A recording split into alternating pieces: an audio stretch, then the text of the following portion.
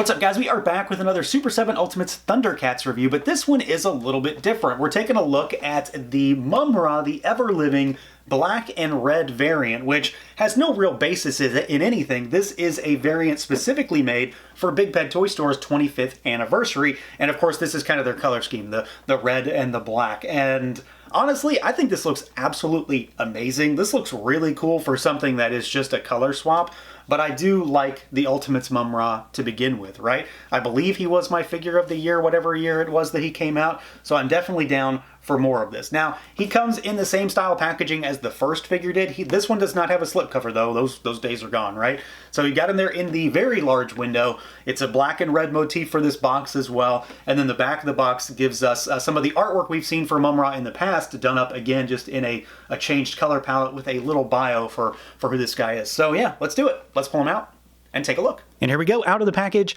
our Ultimates black and red MUMM-RA from Super 7. Again, this is the BigBadToyStore exclusive 25th anniversary variant, so it's their color scheme sort of plastered on this figure, which, I don't know, I think actually works pretty well. So let's see what he can do. See how he moves around. He is still familiar territory, you know, it's just a repaint really. So you've got a head that's pretty locked down. It can really only swivel. This figure is similar but different to the others because this is not exactly the Toon figure that came with a cape. This is the toy body that didn't come with a cape and didn't have a way to attach a cape either. So we're going to talk about that here in a bit. Arms go out at the shoulders. They, of course, swivel. The cape is connected to the wrist, so that's going to hinder you a little bit. Just watch what you're doing with it. You've got single-jointed swiveling elbow, hinges, rotation at the wrist. He's got a waist twist down here, but he's got an ab crunch also that works fairly well for such a big guy. Legs on this figure never worked all that well because of the skirt piece. There's no slits or anything, so it's just going to go out about yay far. They kick forward, okay, a little bit for a big figure backwards. You got a thigh twist up there. Single-jointed knees. Don't have a great deal of range on them. Swivel at the knee also. And then you've got a decent amount of rockers, surprisingly, and pretty decent hinges. So, you know, he moves okay. MUMM-RA has never been, this MUMM-RA anyway, has never been an example of the best when it comes to Ultimates articulation.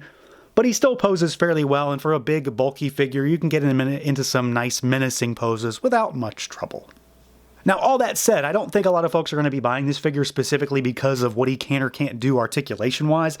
This figure is a color swap. It is a repaint, it's a variant, and it looks really cool in this colorway. You know, whether or not it has any basis in anything, sometimes just having a cool looking repaint is really all you need, and I think that kind of accomplishes what it sets out to do here.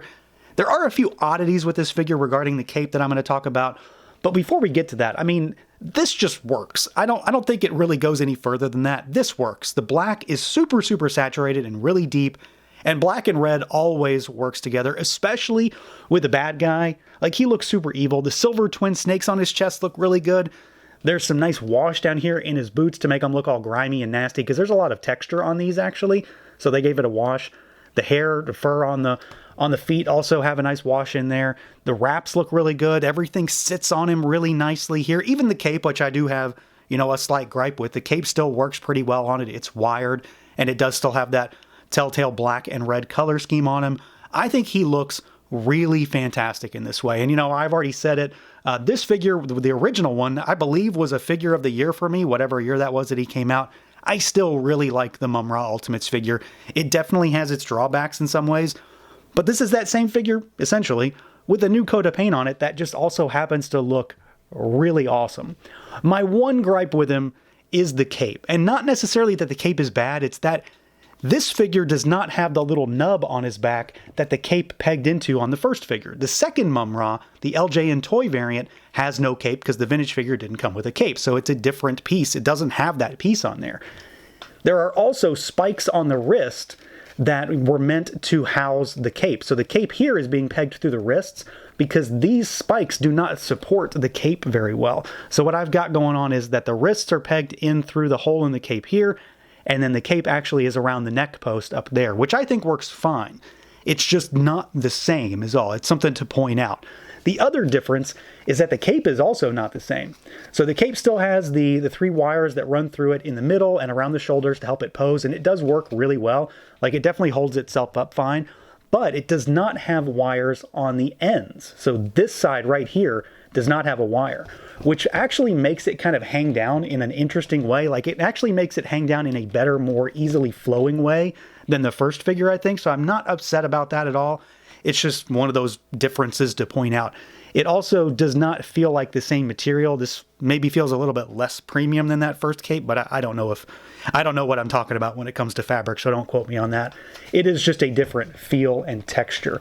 So he does have maybe a drawback there, depending on what you care about when it comes to your capes. I don't necessarily like the way that peg worked on the first figure. Like, it was okay, but it's kind of wonky. My main gripe is that I don't really like the capes being pegged through the wrist. I just can't find an easy way to get them to sit on those wrist spikes. They're so short, and the first figure had a removable one, and this one does not. So you've got to kind of figure it out one way or the other. Your mileage, of course, may vary on that. And then he does come with the same heads that we've gotten previously. This is I think this was the alt head, or maybe not. I can't remember which one was on the box in the first one, but this is what he comes packaged with now. So you've got the big screaming face with the mouth open, and you've got those gnarly teeth in there, but there's a little bit of like a smokiness around the eyes, which I think works really well. The twin snakes are nicely painted up there also. And then you've, as usual, got the like mummy wraps billowing backwards that kind of correspond to the wraps that are all over his body. And of course, these wraps, some of them are kind of just free floating and they're not really attached to him. They're sort of sitting on top of the sculpt, which helps to aid with articulation a little bit. But I do think he looks fantastic. Like, from top to bottom, this looks really cool. It's an interesting colorway. It works really well for MUMM-RA. The only true gripe, and it's really minor for me, it doesn't really, I'm not losing sleep over this or anything, is that the cape is different, and I'm not the biggest fan of how I have to get it to work, because it just doesn't seem to want to work well for me otherwise. Now, as far as accessories goes, MUMM-RA comes with a pretty solid spread. It's not a ton, it's not the overwhelming amount we're kind of used to with Ultimates, but with a repaint, we tend to get a little bit less. And I think he comes with kind of the core assortment of accessories that you would expect here, save for maybe one thing. So to start with, we do get the extra head sculpt. This is the standard head, really. So this is the more, not screaming head sculpt if you don't want him to have his mouth gaping open. So you've got two options here when it comes to heads. Both of them look great. It just depends on how you want to use them. We've got extra hands, of course. He's got gripping hands on him in the box. He comes with a set of fists. So of course the set is 2. And then he comes with the style posy, grasping, grappling style hands as well. So you get 6 total hands. We get the LJN toy inspired accessories, which I really like the fact that these come with this figure. So you get the little wavy dagger, and you get the big sword, which I love this sword. Like, this is the weapon I tend to think of for MUMM-RA just because of that figure, and being a kid. So you got these done up in red. And then we also get the Sword of Plundar in red as well. So of course this thing is absolutely massive. It's bigger than the figure. One difference between this sword and the first sword is that this is, you can split it, you can take it apart. Now what's interesting is that the first sword that came with that figure, the original one, has a seam on it. So it's 2 parts already, it just seems to be glued shut. So this one you can actually take it apart, and he can dual wield the 2 halves of the Sword of Plundar, which I think is pretty neat in general. And I mean, this sword is pretty wild to begin with. That's what he comes with. That's the totality of his accessories. I will call out the fact that yes, there is one glaring thing that's missing here if you really care about it. And that would of course be a black and red Mammut. I'm not necessarily missing it. I don't know that I care about having yet another Mammut. But at the end of the day, that is the thing that would complete this set. Otherwise though, I think he does have pretty much everything else. So yeah, overall, I'm really happy with this guy. MUMM-RA works in a black and red color scheme, and that's pretty much where I started and stopped with this one. I was hoping that he was going to look as cool as I thought, and he does. He's big, he's imposing, he's got shelf presence, he's got size. He really does, again, look awesome in this colorway, despite the fact that it doesn't necessarily mean anything to ThunderCats as a whole. It works, and that's enough for me right now. I don't necessarily like a lot of the stuff going on with the cape. I wish it was a little bit easier to attach it like the first figure was, and even that one wasn't perfect by any means, but I'm not necessarily jazzed about how it works here. But it's manageable, and again, not the biggest deal. Comes with some solid accessories. I'm glad we got the toy stuff, and we got the Sword of Plundar. I'm glad that that can come apart now, because it makes it easier to use.